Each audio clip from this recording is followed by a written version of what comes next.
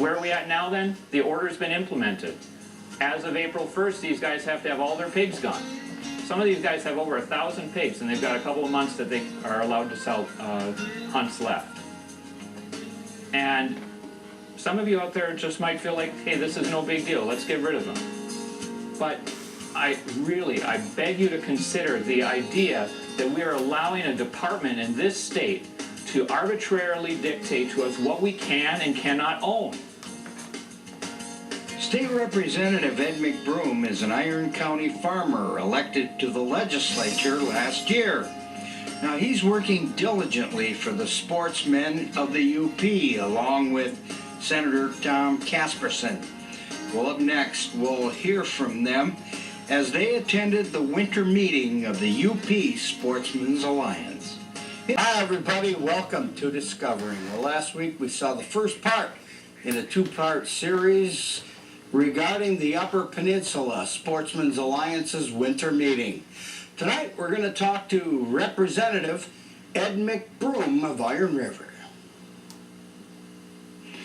But first, let's talk about hogs raised for hunting behind fences. Well, it has evolved into quite a business for a number of Michigan residents. Jeff DeBaker of Superior Game Ranch in Watson is one of them. An inexpensive hunt where a working man can afford it and have a good time, and on the off season they can get out and hunt and they enjoy themselves and relax. But all of that is near over. The DNR DEQ under the Feral Swine Invasive Species Order, Amendment Number 1, was signed by the director on December 9th, 2010. The order states that any privately owned cervid facility in Michigan raising swine for shooting purposes must dispose of them by April 1st, 2012. Well, it will become illegal after that to possess wild boar, wild hog, wild swine, feral pig, feral hog, and whole world swine. Last year, State Representative Ed McBroom of Iron River introduced a bill to give these folks some help. I think most of you are aware, I came in here and spoke to you sometime last summer, I believe it was, about the invasive species order on hunting swine, sporting swine legislation, and how the DNR under Rebecca Humphreys had created an invasive species order that would eliminate pigs from sporting ranches, like Jeff DeBaker's, Greg Johnson's, and the DNR had a work group and stuff, and they had temporarily suspended that implementation of that order till July, with the hopes that they said they hoped legislation would be introduced. And so when we started this, the Speaker of the House, who in the previous, before that last election, he had been the person trying to champion the sporting swine issue. But when he became Speaker, he passed it over and asked if I would take it up. And I told all of you, I mean, I didn't know anything about pig hunting. I wasn't for it. I thought they were dangerous. I had heard all the bad stuff about it. So it wasn't until I got invited to one of these operations, Roger Turnan's, and went out there and discovered, you know what? Roger's just another farmer like me, trying to raise animals, doing a good job, doesn't want to see animals get out of fences, doing his job every day, got his regular problems that all of us face. And suddenly realized, you know, we could walk out amongst his pigs. They were not the devil incarnate in these pigs. You know, and it was just appalling to see that the government was trying to do a power play on them. So I picked up that bill, and I made it just my big issue. And the DNR comes in, well, we have to have a work group. Let's have a work group. Here we go. Well, I don't know anything about work groups, right? I'm my first time. Okay, let's have a work group. They bring in, this is what the last work group said. And I was like, well, this is a new work group, okay? Toss that. They wanted $10,000 to operate from each individual operator, plus other expenses. $10,000. I said, that's way too much. The survey guys only pay $250 a year. Is that right? $250 a year.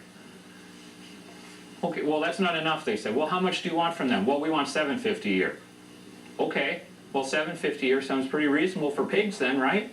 So let's just compromise and say something like $1,500 or even $2,000 a year, but let's not go $10,000 a year. So that's where I started at. I gave the DNR extra money in the package and everything.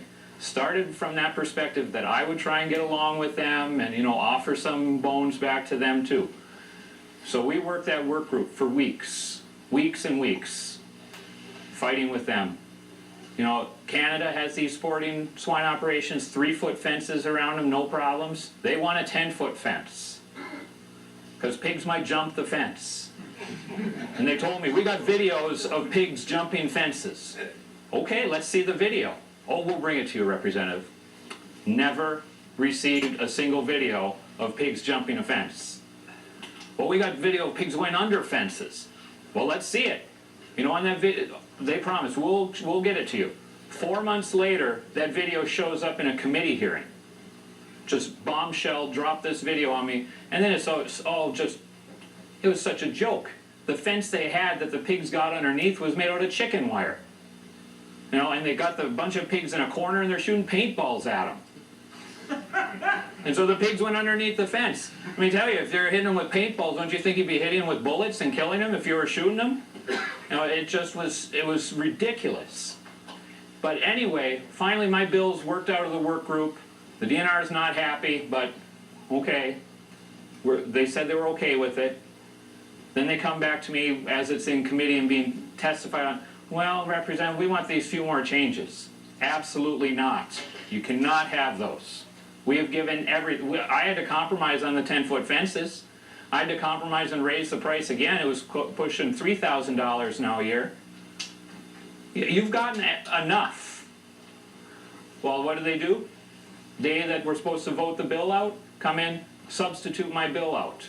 Didn't even let me know it was coming or anything. Just dropped down a substitute in the committee. What was the prices? Tripled. It was going to be $9,500 a year instead of $10,000. Just the way they manipulated the whole system and who was sitting in those work groups with us.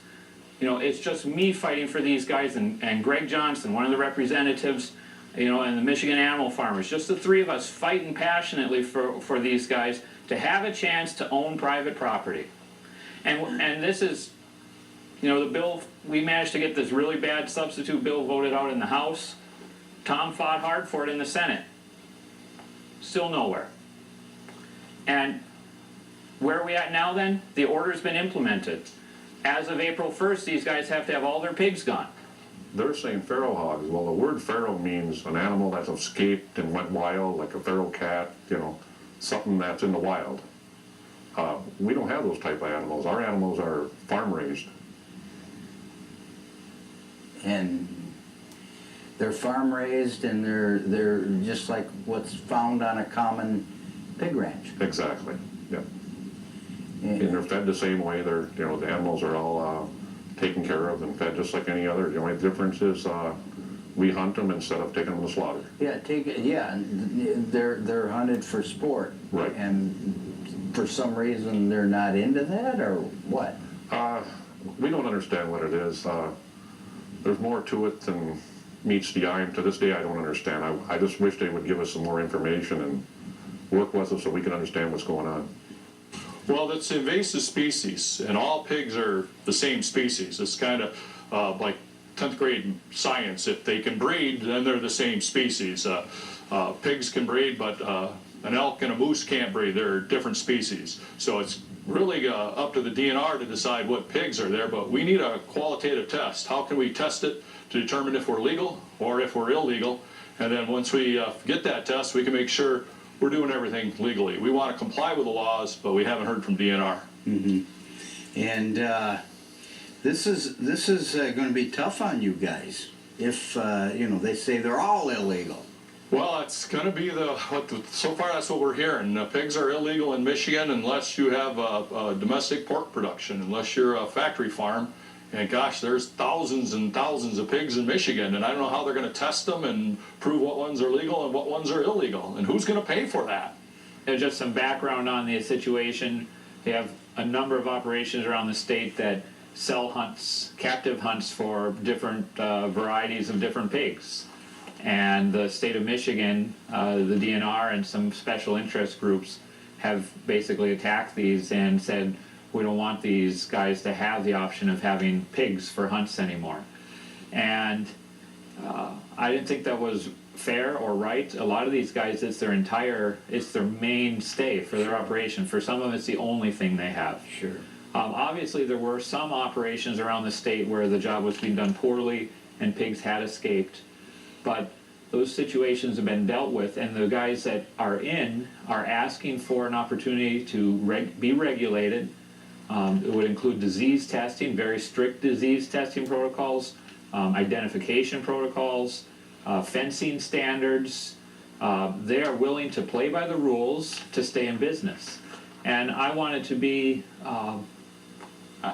to stand up for their rights to continue to own and maintain a species that's been legal to own and maintain, and also to help clarify the issue.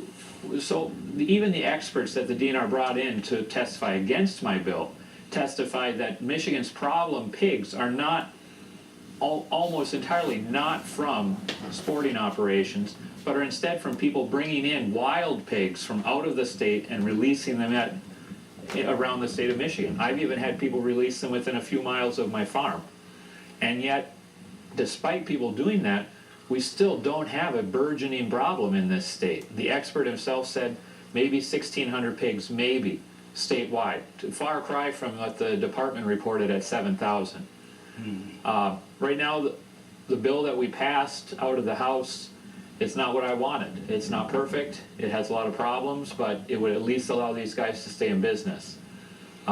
We were not able to get it passed through the Senate yet, and right now the issue is probably headed for court because the DNR is going to be taking private property from these folks without any sort of remuneration. Now, they offered them a couple of months to continue to sell hunts and all, but once that's over, whatever pigs inventory they have left will have to be destroyed. Yeah, Jeff the Baker's got quite an inventory right now. Almost impossible to liquidate all that inventory in that time.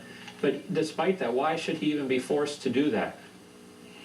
Next week, we'll talk to the DNR, DEQ about this issue.